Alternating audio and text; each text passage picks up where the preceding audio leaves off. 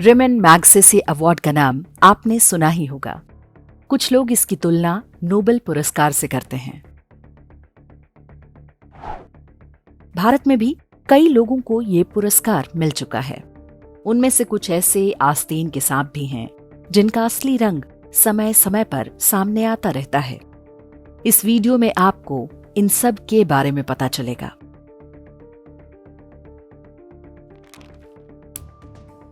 सबसे पहले बात कि ये रेमन मैग्सेसे था कौन, जिसके नाम पर इतना प्रतिष्ठित पुरस्कार दिया जाता है।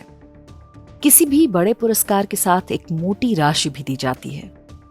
रेमन मैग्सेसे अवार्ड के पीछे लगी पूंजी किसकी है? एशिया में कई और पुरस्कार दिए जाते हैं, लेकिन मैग्सेसे को इतनी प्रतिष्ठा कैसे मिल गई?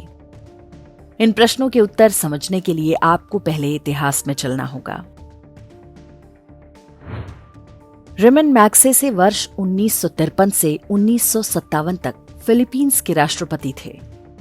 फिलीपींस दक्षिण पूर्व एशिया का एक ऐसा देश है जिसकी समुद्री सीमा चीन, वियतनाम, मलेशिया और इंडोनेशिया से मिलती है। फिलीपींस लगभग 50 साल तक अमेरिका का उपनिवेश रहा। इसी का परिणाम है कि वहां 90% जनसंख्या ईसाई है, बाकी मुसलमान हैं। बीते 500 वर्ष में दोनों ने मिलकर फिलीपींस के मूल निवासी आदिवासियों का लगभग पूरी तरह सफाया कर दिया। फिलीपींस 1946 में स्वतंत्र हो गया। आजादी के बाद भी फिलीपींस अमेरिका का ही खिलौना बना रहे, इसके लिए उसने रेमन मैग्सेसे को अपनी कठपुतली बनाकर वहां की सत्ता में बिठा दिया। अमेरिकी औपनिवेशिक शासन से लेकर रेमन मैग्सेसे के राष्ट्रपति बनने तक फिलीपींस में 10 लाख से अधिक लोगों का नरसंहार किया गया। इनमें अधिकांश फिलीपींस के प्रकृति पूजक मूल निवासी थे। चर्च उन्हें अनसिविलाइज्ड ट्राइब कहता था। उन्हें ईसाई बनाने के लिए दशकों तक अमानवीय अत्याचार किए गए। इस सब की अगुवाई रेमन मैग्सेसे के हाथों में थी। अमेरिकी सेना ने उसका भरपूर साथ दिया। उस समय के हिसाब से फिलीपींस की लगभग 10 से 15% जनसंख्या को मार डाला गया, क्योंकि वे अपनी हजारों वर्षों पुरानी संस्कृति और देवी देवता को छोड़कर ईसाई बनने को तैयार नहीं थे। ये बिल्कुल वैसे ही था जैसे कांग्रेस की देखरेख में भारत के जनजातीय क्षेत्रों, विशेष रूप से नॉर्थ ईस्ट में किया गया। रेमन मैग्सेसे ने अपने विरोध में उठने वाली हर आवाज को पूरी क्रूरता से कुचला। लाखों लोगों को जेलों में सड़ा दिया गया। अपने ही लोगों को कुचलकर मैग्सेसे अमेरिका के व्यापारिक और मजहबी हितों को पूरा करने में सहायता करता रहा। वर्ष 1957 में एक हवाई दुर्घटना में रेमन मैग्सेसे की मौत हो गई। फिलीपींस की जनता को उस अमेरिका परस्त राष्ट्रपति से मुक्ति मिल गई, लेकिन उसने जो व्यवस्था स्थापित की वो आज भी जस की तस है। रेमन मैग्सेसे के सम्मान में अमेरिका के सबसे बड़े कारोबारी घरानों में से एक रॉकफेलर ब्रदर्स ने मैग्सेसे अवार्ड की घोषणा की। तब से लेकर आज तक वही इस पुरस्कार को बांटता है। इसमें एक अवार्ड अमेरिका के ही फोर्ड फाउंडेशन की ओर से भी दिया जाता है, यानी नाम फिलीपींस का लेकिन अवार्ड अमेरिका का। इससे आप रेमन मैग्सेसे अवार्ड की राजनीति और इसे पाने वालों के बारे में अनुमान लगा सकते हैं। रेमन मैग्सेसे अमेरिका परस्त राष्ट्रपति था। उसने अमेरिकी हितों को सुरक्षित रखने के लिए अपने ही लोगों का नरसंहार कराया। मैग्सेसे पुरस्कार पाने वाले भारतीयों की सूची को ध्यान से देखें तो समझ में आता है कि इस पुरस्कार का उद्देश्य रेमन मैग्सेसे जैसी मानसिकता को बढ़ावा देना है। सबसे पहले वर्ष 1958 में विनोबा भावे को मैग्सेसे मिला। तब उन्हें गांधी के उत्तराधिकारी के रूप में स्थापित करने का प्रयास किया गया, ताकि हिंदुओं के मन मस्तिष्क से अहिंसा और सेक्युलरिज्म का नशा उतरने ना पाए। वर्ष 2025 में एजुकेट गर्ल नाम के एक एनजीओ को मैग्सेसे पुरस्कार मिला। देखना होगा कि इनकी प्रतिभा कब तक सामने आती है। 2019 में रवीश कुमार को रेमन मैग्सेसे अवार्ड मिला। इसमें कोई संदेह नहीं कि इस पुरस्कार के लिए रवीश कुमार सबसे योग्य हैं। पत्रकारिता की आड़ में उनका असली धंधा क्या है, अब ये किसी से छिपा नहीं है।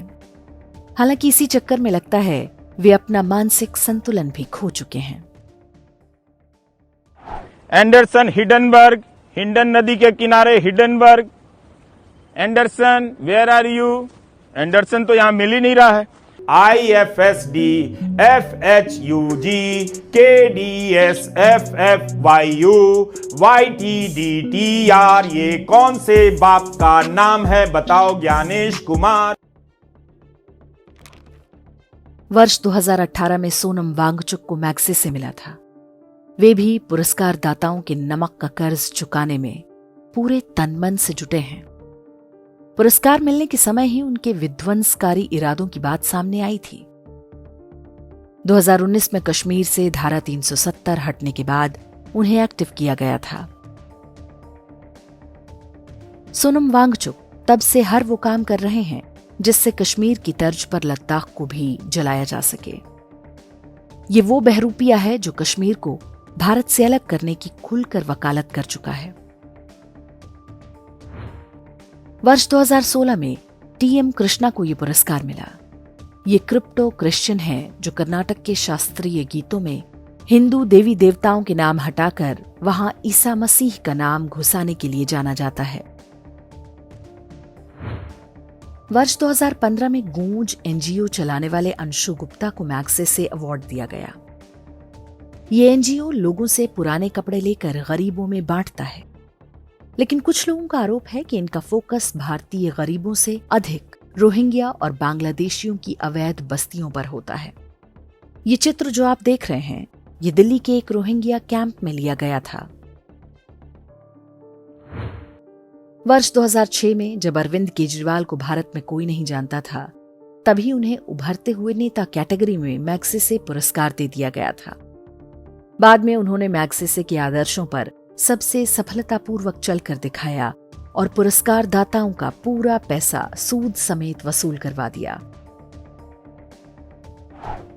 मैग्सेसे अवार्ड अब तक 50 से अधिक भारतीयों को मिल चुका है। इसमें कुछ जानी मानी हस्तियां भी हैं। बाबा आमटे जैसे लोग भी हैं जिन्होंने गुजरात में सरदार सरोवर डैम बनने से रोकने के लिए मेधा पाटकर के साथ मिलकर पूरा जोर लगाया था। अरुण शौरी, किरण बेदी जैसे लोग भी हैं और अरुणा रॉय और संदीप पांडे जैसे वामपंथी भी। मैग्सेसे पुरस्कार पाने वालों की भारत के प्रति निष्ठा के बारे में हम कुछ नहीं कहना चाहेंगे। इसे हम दर्शकों के विवेक पर छोड़ते हैं। अब बात रॉकफेलर और फोर्ड फाउंडेशन की। ये दोनों संस्थाएं दुनिया भर में अमेरिकी एजेंडा लागू करने के लिए जानी जाती हैं।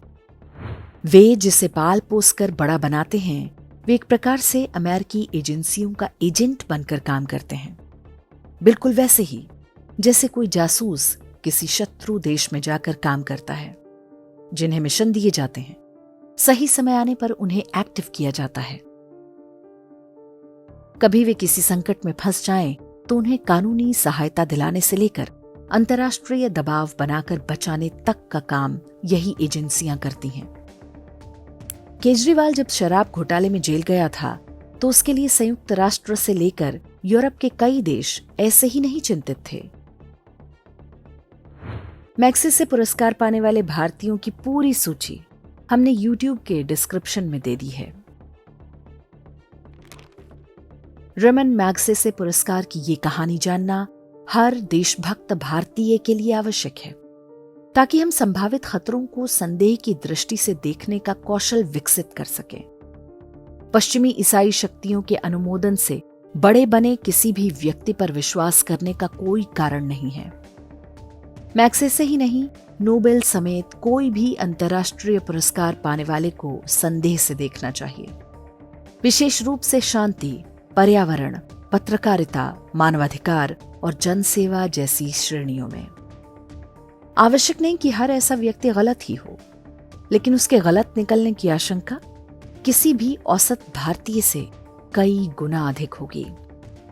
ये तमाशा पिछले कुछ दशकों में हम कई बार देख भी चुके हैं।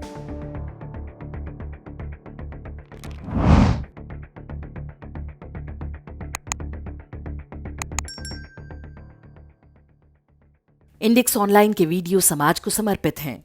आप इनको डाउनलोड करके जैसे चाहे वैसे प्रयोग कर सकते हैं। चाहे तो आप हमारे टेलीग्राम चैनल से जुड़ सकते हैं। वहां सारे नए पुराने वीडियो आपको मिल जाएंगे। हमारे सोशल मीडिया लिंक हर वीडियो के डिस्क्रिप्शन में होते हैं। हमारा एकमात्र उद्देश्य हिंदू समाज को जागृत और एकजुट करना है। इसमें सहभागी बने। धन्यवाद।